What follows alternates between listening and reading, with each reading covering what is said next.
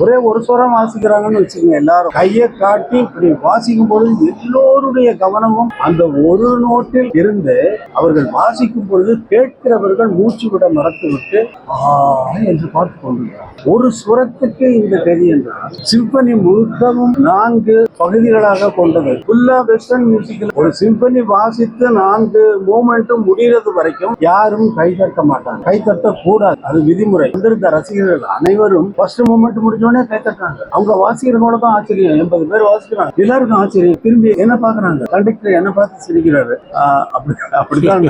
இப்படி ஒவ்வொரு மூமெண்ட்டுக்கும் கைத்தட்டி பாராட்டுகளை கொட்டி கொண்டு அவர்களால் தாங்க முடியல. அந்த இசையினுடைய அமைப்பை கேட்டுவிட்டு அவர்களால் தாங்க முடியவில்லை.